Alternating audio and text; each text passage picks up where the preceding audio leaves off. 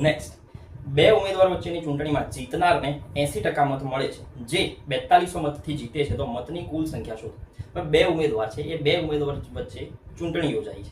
હવે એ ચૂંટણીમાં એક ઉમેદવાર જે છે એને મળ્યા છે 80% મત. ઓકે, એટલે આપણે અહીંયા લખીએ છીએ, આ છે ઉમેદવાર નંબર A, અહીંયા છે B. આ વ્યક્તિને મળ્યા છે 80% મત. તો કુલ મતમાંથી આપણે માઇનસ કરીએ તો આપણને ખબર પડી જાય કે આ વ્યક્તિને કેટલા મત મળ્યા છે. આના વ્યક્તિને મળ્યા છે 80%, તો અહીંયા આને મળ્યા છે 20%. Okay, ready. આગળ શું કહેવા માંગે છે? બે ઉમેદવાર વચ્ચેની ચૂંટણીમાં જીતનાર ઉમેદવારને 80% મત મળે છે, જે 4200 મતથી જીતે છે. અહીંયા શબ્દ આપ્યો છે આપણને કે જે જીતનાર વ્યક્તિ છે એ, એટલે કે આ, એ 4200 મતથી જીતે છે. એવું નથી કીધું કે આ વ્યક્તિને 4200 મત મળે છે. આ વ્યક્તિ 4200 મતથી જીતે છે એનો મતલબ એવો થયો કે આના કરતા આ વ્યક્તિના મત કેટલા વધારે છે, એ છે 4200, જે આપણને આપેલી છે સંખ્યા. હવે આપણે અહીંયા ટકાવારીમાં જોઈએ તો આ બંને વ્યક્તિ વચ્ચે ટકાવારીમાં ગેપ કેટલાનો છે? તો આ જે ગેપ આપણને દેખાય છે એ છે 60%. તો ટકાવારીમાં જે ગેપ છે એ છે 60%. એ જ ગેપ આપણને અહીંયા આપ્યો છે. ખ્યાલ આવ્યો? આ ઉમેદવાર કરતા આટલા મત વધુ મેળવે છે અને એ કેટલા છે? 60%. તો 4200 જે છે એ છે 60%. અને આપણને પ્રશ્નમાં પૂછ્યું છે કે કુલ મતની સંખ્યા શોધો. તો કુલ મત આપણે આ રીતે શોધીશું કે જો 60% મતની વેલ્યુ એ 4200 હોય 4200, તો 100% ની વેલ્યુ કેટલી? 4200 ગુણ્યા 100 છેદમાં 60, 0 0 કેન્સલ, 6 × 42, જવાબ આવે છે 7000. તો કુલ મતની જે સંખ્યા છે એ કુલ મતની સંખ્યા છે 7000. આગળ, 8000 લોકોના મતદાનમાં 20% મત રદ થયા છે. એક ઉમેદવારને 60% મત મળ્યા છે, તો જીતનાર વ્યક્તિ એ કેટલા મતથી જીત્યો હશે? એટલે કે જીતનારો જે વ્યક્તિ છે એને હારનાર વ્યક્તિ કરતા કેટલા મત વધારે મળ્યા એ આપણે અહીંયા શોધવાનું છે. હવે 8000 લોકોનું મતદાન છે, એમાં 20% મત રદ થયા. તો જ્યારે મત રદ થયાનો દાખલો હોય તો જેટલા મત રદ થયા છે એને આપણે પહેલા અલગ કરી લેવાના. તો કુલ 8000 લોકોએ મતદાન કર્યું, 8000, જેમાંથી 20% મત રદ થઈ ગયા, એટલે 8000 ના 20% 1600 મત. આટલા મત જે છે એ રદ થયેલા છે. તો હવે મતની કુલ સંખ્યા કેટલી આવે છે? 8000 માંથી આપણે આ રદ થયેલા મતને બાદ કરીએ તો આ મત જે છે થઈ ગયા છે 6400 મત. તો કુલ આટલા લોકોએ મતદાન કર્યું છે બે વ્યક્તિ વચ્ચે, A અને B. હવે આની ટકાવારી આપણને આપેલી છે કે એક ઉમેદવારને 60% મત, એટલે આ બંનેમાંથી કોઈ બી એક ઉમેદવાર આપણે લઈ શકીએ. કે ઉદાહરણ તરીકે આપણે આ વ્યક્તિને લઈએ કે આને મળ્યા છે 60% મત. તો બે જ ઉમેદવારો હોય તો બીજા વ્યક્તિને કેટલા મત મળે? 40% મત. તો આ બંનેમાંથી વિજેતા બને છે આ વ્યક્તિ કે જેને 60% મત મળ્યા છે. આના કરતા આ વ્યક્તિને વધારે મત મળ્યા છે. હવે આ વ્યક્તિને કેટલા મત મળ્યા છે એવું નથી પૂછ્યું. આ ઉમેદવાર કેટલા મતથી જીતે છે એનો મતલબ એવો થાય કે A કરતા B ને કેટલા મત વધુ મળ્યા છે. તો આ ગેપ આપણે જોઈએ છે તો 20%નો ગેપ છે. આ ઉમેદવારને આ વ્યક્તિ કરતા 20% મત વધારે મળ્યા છે. કોના 20%? કુલ મતના. તો 6400 ના 20% આપણે અહીંયા શોધવાના છે. 6400 ના 20%, અહીંયા જવાબ આવે છે 1280 મત. તો આ B ઉમેદવાર જે છે એને મળ્યા છે 60% મત, એને મળ્યા છે 40% મત, જે 1280 મતથી જે છે એ વિજેતા જાહેર થશે. અહીંયા આવે છે ઓપ્શન નંબર D એ ફાઇનલ. બે ઉમેદવાર વચ્ચેની ચૂંટણીમાં જીતનારને 70% મત મળે છે, જે 16000 મતથી જીતે છે. તો મતોની કુલ સંખ્યા શોધો. હવે બે ઉમેદવાર ફરીથી A અને B, બે વ્યક્તિઓ છે, ઉમેદવાર A અને B. બે ઉમેદવાર વચ્ચેની ચૂંટણીમાં જીતનાર વ્યક્તિને 70%, આ બેમાંથી જે જીતે છે એને 70% મત મળે, તો જે વ્યક્તિ હારે છે એ વ્યક્તિને 30% મત મળશે. તો આ વ્યક્તિને મત મળે છે 70%, અહીંયા મત મળે છે 30%. હવે એવું કહે છે કે જે વ્યક્તિ જીતે છે તે 16000 મતથી જીતે છે. ઓકે, તો 16000 ની લીડ જે જીતનાર વ્યક્તિ છે એ વ્યક્તિ પાસે છે. હવે આપણને ખ્યાલ છે કે આમાં 70% મત અહીંયા છે, 30% મતદાન અહીંયા છે. તો બંને વચ્ચેનો ગેપ જે છે એ ગેપ છે 40%. એટલે આ વ્યક્તિ જે જીત્યો છે એને આ વ્યક્તિ કરતા 40% મત વધારે મળ્યા છે, જે આપણને લખવામાં આપેલા છે કે 16000 મતની વેલ્યુ 40% છે. પ્રશ્નની અંદર પૂછેલું છે કે મતોની કુલ સંખ્યા શું? તો 40% મત એટલે 16000, તો તો 100% એ કેટલા? 16,000 ગુણ્યા 100 ના છેદમાં 40. શૂન્ય શૂન્ય કેન્સલ. મતોની કુલ સંખ્યા થાય છે 40,000. કુલ જે છે એ 40,000 મત અહીંયા હશે. ઓપ્શન નંબર બી. નેક્સ્ટ, એક લંબઘનની લંબાઈમાં 20% વધારો થાય છે. એટલે કે લંબાઈ જે છે એ લંબઘનની 20% વધે છે. 20% વધારો. એ જ લંબઘનની પહોળાઈમાં 30% વધારો થાય છે. પહોળાઈ જે છે એમાં 30% વધારો. અને અંતિમ ફેક્ટર, ઊંચાઈમાં 50% ઘટાડો થાય છે. 50% ઘટાડો. તો આ લંબઘનના ઘનફળમાં શું ફેરફાર થાય? ઓકે, ટકાવારીનો દાખલો છે અને ટકાવારીમાંથી આપણે જે છે આને ફ્રેક્શન તરફ લઈ જઈશું. કે એક આપણને આપેલું છે લંબઘન. એ લંબઘનની અંદર જે લંબાઈ આપેલી છે એ લંબાઈ આપણે 20% વધારીએ. એની પહોળાઈ જે છે એમાં 30% વધારો કરીએ અને એની જે ઊંચાઈ જે છે એ ઊંચાઈમાં 50% ઘટાડો કરીએ. તો આ લંબઘનનું જે ઘનફળ છે એમાં શું ફેરફાર થાય? તો લંબઘનના ઘનફળનું એક સૂત્ર છે, લંબાઈ ગુણ્યા પહોળાઈ ગુણ્યા ઊંચાઈ. તો આ ત્રણેયનો ગુણાકાર કરી અને આપણને ઘનફળ મળે છે. જો આ ત્રણ વસ્તુ આપણે બદલી દઈએ તો ઘનફળમાં શું ફેરફાર થાય એ રીતનો દાખલો પૂછ્યો છે.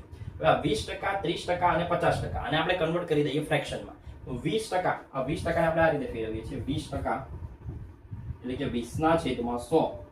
શૂન્ય શૂન્ય કેન્સલ. જવાબ આવે છે 1/5. એટલે અહીંયા પ્રથમ આનો જે ફ્રેક્શન છે એનો છે 1/5.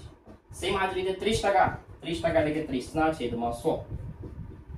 જવાબ આવે છે 3/10. તો આ થઈ ગયા 3/10. અને 50% આપણને ખબર છે 1/2. ઓકે, 1, 2, 3. ચલો, ત્રણ ફ્રેક્શન આપણી પાસે છે. 1/5, 3/10, 1/2. પછી નીચેની જે સંખ્યા લખી છે 5, 10 અને 2, આ સંખ્યાઓને મૂળ સંખ્યા તરીકે ગણવાની. કે જ્યારે કોઈ ફેરફાર નથી થયો ત્યારે આ ત્રણ વસ્તુ આપણે લઈએ છીએ. એટલે ત્રણે આપણે લાઈન લખીએ. 5, 10 અને 2. ઓકે, હવે ફેરફાર થયા પછી જો વધારો થતો હોય તો અંશમાં જે સંખ્યા લખી છે એ આપણે એમાં ઉમેરીએ. લંબાઈમાં વધારો, તો જે લંબાઈ 5 હતી એ હવે થઈ જવાની છે 6. ખાલી એક જ ઉમેરવાનું છે. વધારો, તો 10 ની અંદર 3 નો વધારો, તો 10 માંથી થવાના છે 13. અને 2 માં 1 નો વધારો, સોરી 2 માં 1 નો ઘટાડો, અહીંયા ઘટાડો લખેલો છે. ઊંચાઈમાં ઘટાડો, તો 2 માંથી 1 ઓછા કરવાના, એટલે અહીંયા થઈ જશે 1. હવે આ ત્રણે ત્રણનો આપણે ગુણાકાર કરીએ. 10 ગુણ્યા 5, 50 ગુણ્યા 2, 100. 13 ગુણ્યા 6, 78.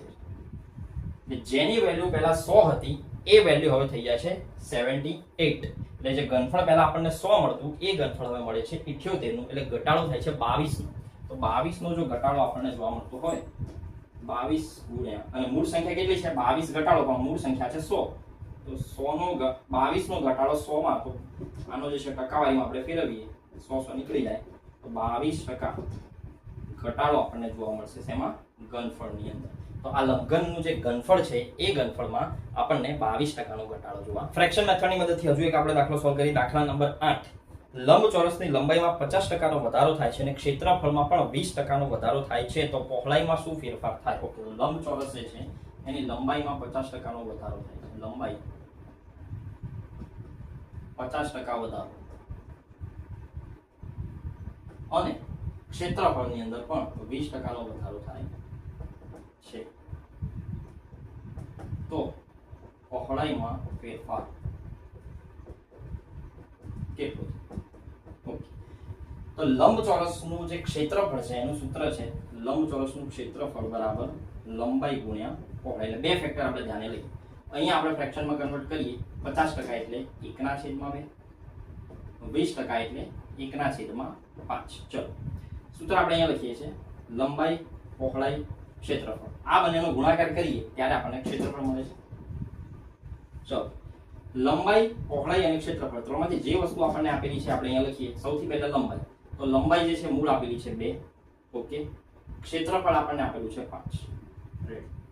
લંબાઈમાં 50%નો વધારો, એટલે 2 માં 1 નો વધારો, તો 2 જે છે થઈ જશે 3. અને ક્ષેત્રફળમાં પણ 20% નો વધારો, તો ક્ષેત્રફળ જે છે 5 નું જે છે 1 વધી અને થાય છે 6. હવે લંબાઈ અને પહોળાઈનો ગુણાકાર કરીએ ત્યારે આપણને ક્ષેત્રફળ મળે છે.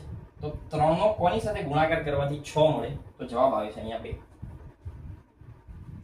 2 નો કોની સાથે ગુણાકાર કરવાથી જવાબ મળે છે 5. એ આપણને જો ખ્યાલ ના આવે તો આપણે આ રીતે કહી શકીએ કે 2 નો x સાથે ગુણાકાર કરવાથી 5 મળે છે. તો x ની કિંમત 5, આ 2 નીચે જાય, છેદમાં 2.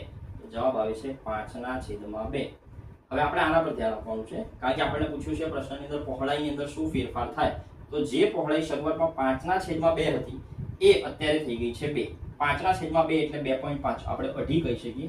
અઢીમાંથી 2 થાય એનો મતલબ છે કે પહોળાઈની અંદર જે છે ઘટાડો થયો છે. કેટલો ઘટાડો થયો છે? 2.5 માંથી 2 થયા તો 0.5 નો ઘટાડો, છેદમાં મૂળ સંખ્યા કેટલી છે? 2.5. એ આપણે અહીંયા લખીએ ગુણ્યા 100%. તો 5/25 ગુણ્યા 100%. અહીંયા આવશે 5, અહીંયા આવશે 20. તો 20% નો ઘટાડો આપણને અહીંયા જોવા મળે છે. 20% ઘટાડો. તો જ્યારે લંબાઈમાં 50% નો વધારો થાય, ક્ષેત્રફળમાં 20% નો વધારો થાય, ત્યારે પહોળાઈમાં 20% નો ઘટાડો જે છે આપણને જોવા મળે છે. તો ઓપ્શન નંબર સી 20. નેક્સ્ટ, વર્તુળના ક્ષેત્રફળમાં 21% નો વધારો થાય તો તેની ત્રિજ્યામાં શું ફેરફાર થાય? તો વર્તુળનું ક્ષેત્રફળનું સૂત્ર છે વર્તુળનું ક્ષેત્રફળ બરાબર πr². જ્યાં પાઈ જે છે એક અચળાંક છે એટલા માટે આપણે એને ધ્યાનમાં લેતા નથી. તો વર્તુળનું ક્ષેત્રફળ બરાબર ત્રિજ્યાનો વર્ગ, એકવાર ત્રિજ્યા, બીજી વાર ત્રિજ્યા, અને નીચે આવશે એનું ક્ષેત્રફળ. આ રીતે આપણે લખીએ ફ્રેક્શન મેથડમાં. દાખલામાં આપણે એમ કીધું છે કે જ્યારે તેના ક્ષેત્રફળમાં 21% નો વધારો થાય તો ક્ષેત્રફળ જે છે 21% વધે છે. ટકાને આપણે ફ્રેક્શનમાં કન્વર્ટ કરીએ, 21/100. તો જે મૂળ સંખ્યા 100 હતી એ મૂળ સંખ્યા આપણે અહીંયા લખી દઈએ, કારણ કે ક્ષેત્રફળ છે. તો ક્ષેત્રફળ જે 100 હતું એમાં વધારો થયા પછી 100 માં 21 ઉમેરવાના, એટલે 100 + 21 એટલે અહીંયા થઈ જશે 121. હવે કઈ બે સંખ્યાનો ગુણાકાર 100 આવે? આના અગાઉના દાખલામાં આપણે લંબચોરસની વાત કરી. લંબચોરસમાં લંબાઈ આખો અલગ ફેક્ટર આવે છે, પહોળાઈ આખો એક અલગ ફેક્ટર છે, એટલા માટે બંનેની વેલ્યુ અલગ હોઈ શકે. પણ અહીંયા બંને જગ્યાએ ત્રિજ્યા હોવાના કારણે બંનેની વેલ્યુ એક જ આવશે. તો કઈ બે સંખ્યાનો ગુણાકાર 100 થાય અને કઈ બે સંખ્યાનો ગુણાકાર 121 થાય? તો અહીંયા આવશે 10, અહીંયા પણ 10, અહીંયા 11, અહીંયા 11. 11 નો વર્ગ છે 121, 10 નો વર્ગ છે 100. 10 × 10 100, 11 × 11 121. તો જે ત્રિજ્યા 10 હતી એ ત્રિજ્યા હવે થઈ ગઈ છે 11. તો ત્રિજ્યામાં કેટલો વધારો થયો? 1 યુનિટનો. તો 1 યુનિટનો વધારો છેદમાં મૂળ સંખ્યા છે 10 × 100. 0 0 કેન્સલ, જવાબ આવે છે 10%. તો જ્યારે વર્તુળના ક્ષેત્રફળમાં 21% નો વધારો થાય ત્યારે તેની ત્રિજ્યામાં જે છે એ 10% નો વધારો આપણને જોવા મળે છે. ત્રિજ્યા 10% વધે તો જ ક્ષેત્રફળ જે છે એ 21% વધી. કોઈ સંખ્યામાં 12.1 વધારો કરતા આપણને 99 મળતા હોય તો તે મૂળ સંખ્યા શું? તો આપણને એવું કહે છે કે કોઈ એક સંખ્યા છે, ઉદાહરણ તરીકે ધારી આપણે કોઈ એક સંખ્યા છે x. આ સંખ્યામાં 12.1/2%, 12.1 નો વધારો કરીએ. સૌથી પહેલા તો આ 12.1/2 આ જે ટકાવારી જે છે આપણે કન્વર્ટ કરીએ. 12 અને 2 નો ગુણાકાર, 12 × 24 અને 1 નો સરવાળો 25/2. આટલા ટકા. તો આ જે સંખ્યા છે એ સંખ્યામાં આટલા ટકાનો વધારો થાય છે. હવે ટકાને આપણે કન્વર્ટ કરીએ ફ્રેક્શનની અંદર, તો 25/2 ટકા દૂર કરીએ 1/100. ટકાને દૂર કરવા માટે 100 વડે આપણે ભાગીએ છીએ. અહીંયા આવે છે 4, 4 અને 2 નો ગુણાકાર એટલે 1/8. આ થઈ ગયા ફ્રેક્શન. આ જે સંખ્યા લખી છે એ સંખ્યાના ફ્રેક્શન થયા છે 1/8 એટલે કે 8મો ભાગ. કોઈ એક સંખ્યામાં એ જ સંખ્યાનો 8મો ભાગ ઉમેરીએ, એટલે ઉદાહરણ તરીકે એ સંખ્યા છે x, એ સંખ્યામાં x નો 8મો ભાગ ઉમેરીએ અને આપણને કેટલા મળે છે? આપણને જે સંખ્યા મળે છે એ છે 99. તો આપણે x ની કિંમત શોધીએ તો આ 8 નો ગુણાકાર અહીંયા થાય 8x પ્લસ x 8.